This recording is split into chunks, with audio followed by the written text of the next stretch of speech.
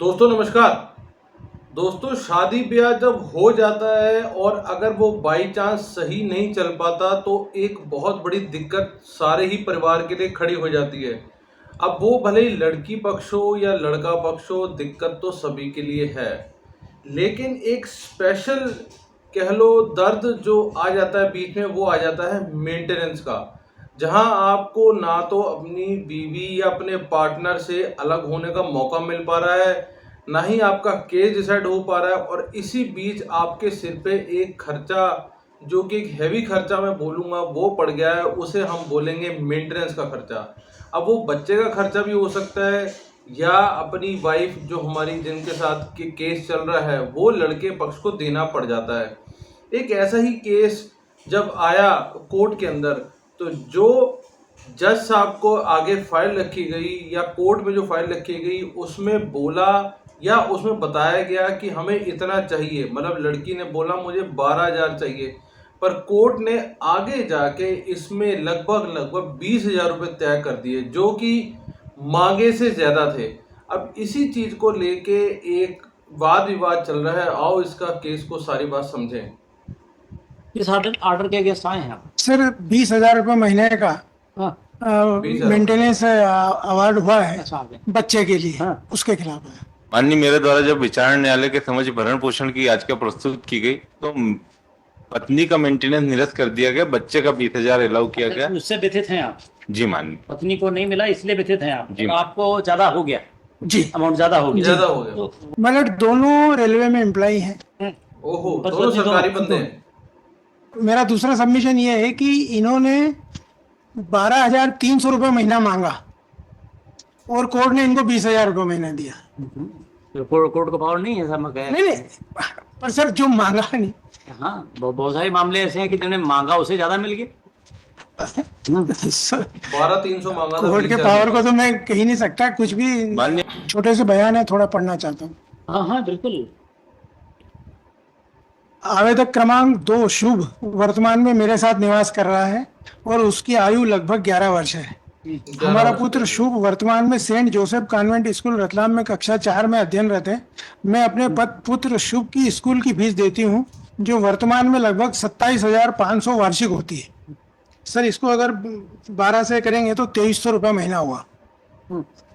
इसके अतिरिक्त उसके स्कूल आवागमन, यूनिफॉर्म, किताबों का खर्चा अलग से होता है जो फीस के अतिरिक्त लगभग 5,000 रुपये प्रतिमाह होता है। एवं हमारा पुत्र शुभ मेरे साथ ही किराए के मकान में निवास करता है एवं शुभ के खाने पीने अन्य गतिविधियों में लगभग 5,000 रुपये खर्च होता है। तो कुल इन्होंने इस तरह से 12,300 रुपये महीना हिसाब बना के दिया। मांगा है। इसके अतिरिक्त मैं भी अपने ऊपर राशि व्यय करती हूँ जो लगभग 15 से 20,000 रुपये प्रतिमाह हो जाती है, क्योंकि मैं रेलवे में नौकरी करती हूँ और मुझे कार्यालय आना जाना पड़ता है एवं गृह कार्य हेतु नौकरानी भी रखी है। पैरा 2, मुझे रेलवे विभाग से लगभग 47,000 रुपये महीना प्रतिमाह वेतन प्राप्त हो रहा है एवं इस वेतन से मेरा एवं मेरे पुत्र का गुजारा अच्छे से नहीं हो पा रहा है, क्योंकि मेरे साथ मेरे पुत्र की देखरेख करने के लिए मेरी माँ भी मेरे साथ रहती है जिसका खर्चा मुझे उठाना पड़ता है। ओके। मैं अपने पुत्र शुभ को अच्छे से पढ़ाकर बड़ा आदमी बनाना चाहती हूँ एवं स्कूल में प्रतिवर्ष फीस बढ़ जाती है। मुझे अपने एवं अपने पुत्र शुभ के भरण पोषण व्यय हेतु क्रमशः 30,000 रुपये एवं 20,000 रुपये प्रतिमाह, इस तरह कुल 50,000 रुपये प्रतिमाह की आवश्यकता है, जिसे देने के लिए अनावेदक सक्षम है। अनावेदक भी रेलवे विभाग में सीनियर यंत्री के पद पर मुंबई में पदस्थ है एवं अनावेदक को समस्त कटौतरे के बाद 74,500 रुपये वेतन प्राप्त होता है। 74,000। अनावेदक का वेतन पत्रक प्रदर्श P1 है एवं मेरा वेतन पत्रक प्रदर्श P2 है। मुझे निश्चित रूप से नहीं मालूम कि फ्लैट में कौन रहता है, परंतु मैं 2-3 बार सोसाइटी में गई थी तो मकान में ताला लगा था एवं चौकीदार ने बताया कि फ्लैट में 3 लोग किराए से रहते हैं। इस तरह अनावेदक फ्लैट से भी आय अर्जित कर रहा है। क्रॉस देखें सर, मुझे रेलवे विभाग से मकान भाड़ा 2,425 रुपये प्राप्त होता है। मैं मकान किराया 20,000 रुपये प्रतिमाह देती हूँ। मैंने किराए का अनुबंध लिखित में किया है। यह सही है कि मैंने वर्तमान प्रकरण में प्रस्तुत नहीं किया है। यह कहना गलत है कि मकान का किराया 20,000 रुपये प्रतिमाह नहीं देती हूँ। यह सही है कि प्रतिमाह मुझे प्राप्त होने वाले वेतन में वृद्धि होती है, प्रत्येक वर्ष लगभग 1,000 रुपये वेतन में वृद्धि होती है। यह बात सही है कि अनावेदक मुंबई के फ्लैट की मासिक किस्त 16,400 रुपये देता है एवं सोसाइटी को मकान के मेंटेनेंस हेतु 2,700 रुपये प्रति माह देता है। यह भी सही है कि अनावेदक महानगर पालिका मुंबई को मकान का टैक्स 800 रुपये प्रति माह अतिरिक्त देता है। यह कहना गलत है कि अनावेदक प्रति माह मकान की सफाई हेतु 1,000 रुपये व्यय करता है। मेरा 9 सर, यह कहना सही है कि अनावेदक पर अपने माता पिता का भी दायित्व है। यह कहना सही है कि अनावेदक नियमित रूप से अपने माता पिता को धनराशि देता है। स्वतः कहा कि अनावेदक की मां शासकीय सेवा में होकर आय अर्जित करती है। यह कहना गलत है कि मैं ऊपर प्रति माह 20,000 रुपये व्यय नहीं करती हूँ एवं मैंने घर में कोई नौकरानी भी नहीं रखी है। यह कहना गलत है कि मैं उभय पक्ष के पुत्र की पढ़ाई लिखाई के अतिरिक्त अन्य गतिविधियों से 5,000 रुपये प्रति माह व्यय करती। इसके बाद सर 14 नंबर देखें, ये 13 नंबर देखें। यदि अनावेदक हमारे पुत्र शुभ को अपने साथ रखकर उसकी पढ़ाई लिखाई भरण पोषण करना चाहे तो भी मैं अनावेदक को पुत्र देने के लिए तैयार नहीं हूँ। यह बात सही है कि अनावेदक ने हमारे पुत्र की संरक्षा प्राप्ति हेतु न्यायालय में आवेदन भी दिया है। स्वतः कहा कि मैंने भी इसी तरह का आवेदन दिया है कि अनावेदक समय समय पर अपने पुत्र से मिल सकता है। इसके बाद सर काइंडली 15 जो आखिरी है वो देखें। यह सही है कि रेलवे विभाग मेरे पुत्र की शिक्षा हेतु 3,000 रुपये देती है। स्वतः कहा कि मुझे अपने पुत्र को और अधिक अच्छे स्कूल में पढ़ाना है। तो सर इस तरह से इस सारी का कैलकुलेशन करेंगे तो इनको 5,425 रुपया रेलवे से मिलता है पुत्र की शिक्षा और मकान भाड़े के लिए, और 12,300 रुपये इन्होंने मांगे हैं। ये 5,000 कहते 3,000 ये हो गया, और जी 5,400 कैसे हो गया? हाँ 5,425, 2,425 जो है भाड़ा और 3,000 रुपये महीना बच्चे की एजुकेशन का है। ऐसा इनको 5,425 रुपये मिलते हैं। तो मेरा निवेदन ये था सर कि इस तरह से जो बाइफरकेशन करने के बाद नतीजा आता है, इसके हाथ में अगर 20,000 रुपये हमारे से दिलाए जाए, 5,000 रुपये वो 25,000 रुपये महीना आता है, और 47 से 50,000 रुपये महीने की इसकी खुद की आमदनी है और कोई लायबिलिटी नहीं है सिवाय बेटे के। अच्छा सर, इसकी लायबिलिटी के बारे में कोर्ट ने, ऑनरेबल कोर्ट ने 17 में आप देखें सर जजमेंट के डिस्कस किया है। जी, आवेदिका श्रीमती रानी वर्मा आशा 1 ने अपने मुख्य परीक्षण में ही स्वीकार किया है कि वह रेलवे विभाग में शासकीय सेवा में है तथा उसे 47,000 रुपये प्रति माह वेतन प्राप्त होता है, और प्रति परीक्षण के पैरा 11 में यह भी स्वीकार किया है कि इसी न्यायालय द्वारा उसके द्वारा आवेदक के प्रति क्रूरता कारित करने एवं अभित्यजन के आधार पर विवाह विच्छेद की डिग्री पारित की जा चुकी है। साथ में यह भी कहना है कि उसने अपील प्रस्तुत कर रखी है जो लंबित है। इसके अलावा यह भी आवेदिका ने अपने संपूर्ण मुख्य परीक्षण में एक भी तथ्य ऐसा नहीं बताया है कि वह किस कारण अनावेदक से पृथक होकर रह रही है। इसलिए आवेदिका जो बिना किसी कारण के अनावेदक से पृथक रह रही है और स्वयं शासकीय सेवा में होकर 47,000 रुपये महीना प्रतिमाह की आय अर्जित कर रही है, इसलिए वह अनावेदक से भरण पोषण प्राप्त करने की अधिकारिणी नहीं है। मतलब उनका हक ही नहीं बनता मेंटेनेंस लेने का, क्योंकि खुद 47,000 रुपये कमा रही है। सर इस संबंध में जो मजिस्ट्रेट महोदय ने जो कैलकुलेशन किया उसमें उनको ये देखना था कि जो क्लेमेंट है, जो प्रार्थी है, उनकी आय कितनी है, और उसको उसमें एडजस्ट करने के बाद वो अपना निर्णय लेने के लिए मजिस्ट्रेट महोदय इम्पावर्ड है। साथ ही सर उसमें यह भी कहा है कि ये मैं पेश कर रहा हूँ कि लग्जरियस लाइफ के लिए भरण पोषण नहीं है। भरण पोषण आपको अपनी वेग्रेंसी को दूर करने के लिए मिलता है, जो कि मैंडेटरी मतलब जो जरूरी है। अब सर इन्होंने अभी रिसेंट बलेनो खरीदी, जीने के लिए they are enjoying luxurious life, और हमसे मेंटेनेंस मांग रहे हैं। क्या बात है सर। इसके अलावा ये खुद भी आया है, इसकी स्थिति को 1-2 मिनट आप सुन लें तो। नहीं बिल्कुल नहीं सुनेंगे जी। What for you are here? जी जी। After spending such time and you that he should be here. जी, I am sitting hardly here. जी जी जी। अब सर इसके बाद तो ये तुम्हारी बात सुननी जो स्थिति है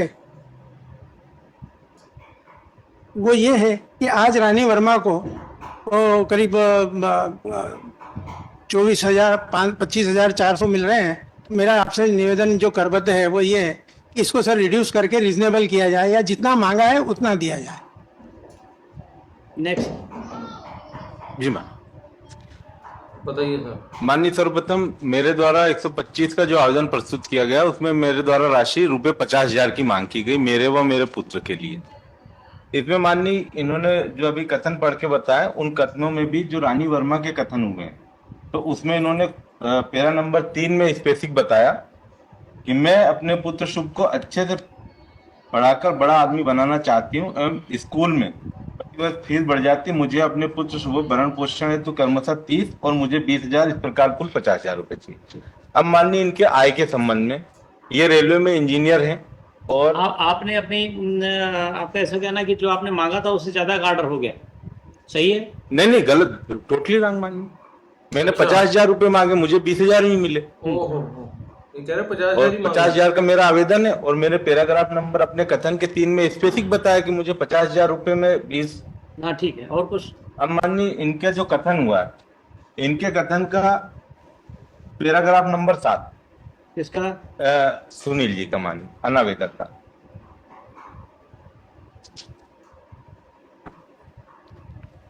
सात नंबर में कोई और बात हो रही है। अब आपने फाइल किया हाँ माननीय, मेरे इसमें फाइल है। 77.1 में? हाँ, दोनों में फाइल है माननीय। किस पेज पे है? 77 में किस पेज पे? 77 में है।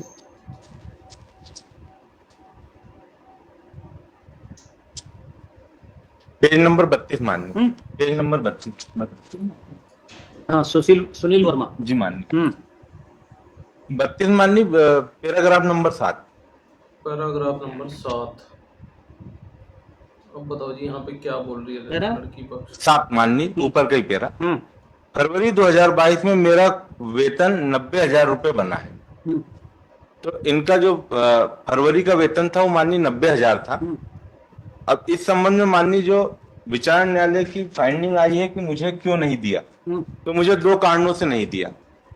एक, मैं इनसे बिना किसी कारण के दाम्पत्य जीवन का निर्वाह नहीं करने कारण मेरा तलाक हुआ। सेकंड की मैं आय अर्जित कर रही हूँ माननीय। तो यहाँ पे तकनीकी बिंदु ये आता माननीय कि मेरा इनसे तलाक हो गया था।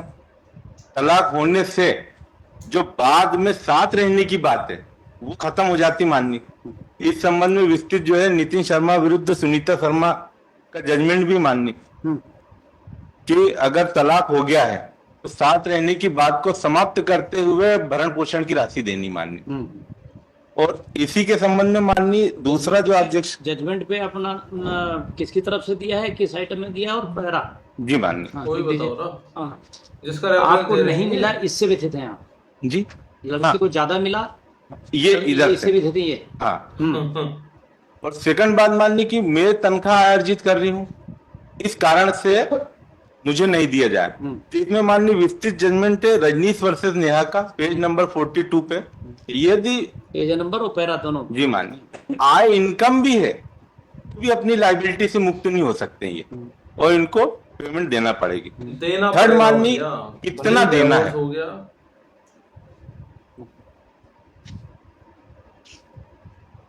इस संबंध में माननीय दिल्ली उच्च न्यायालय का 60% तक की राशि उन्होंने दिलवाई है माननीय एक केस में। तो इनकी कुल वेतन 90,000 थी, तो मुझे लगभग 45,000 हम दोनों को कम से कम मिलना था माननीय। 60% तक अपनी, मतलब आधी ज्यादा जो मैं कमा रहा हूँ और दे कुछ? दो भैया मेंटेनेंस में।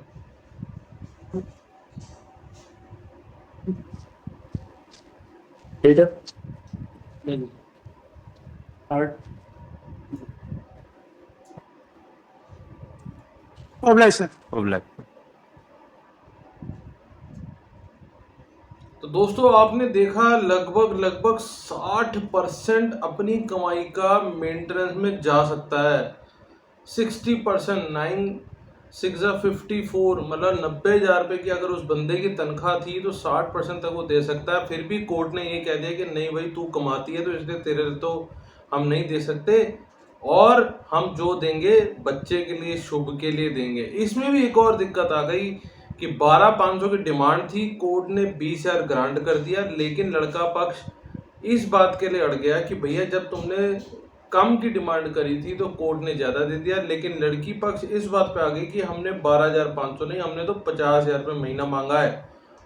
उसमें भी कोर्ट ने कटौती करके 20,000 दे दिया। तो आप ये हिसाब लगा लो, शादी हुई, खत्म हो गई, लेकिन बच्चा हो गया परमानेंट। ये एक तरीके का मेंटेनेंस का जाल जो था वो उसके बंदे के सिर पे पड़ गया, और अब वो मेंटेनेंस इसकी देता रहेगा, करता रहेगा, और इसी चक्कर में आदमी के सिर पे एक टेंशन, एक बोझ बना रहेगा। तो बहुत सोच समझ के डिसीजन लो इस तरीके के, इसे आगे कैसे हम निकाल सकते हैं। तो बाकी मिलते हैं किसी अगली वीडियो में, तब तक के लिए जय हिंद।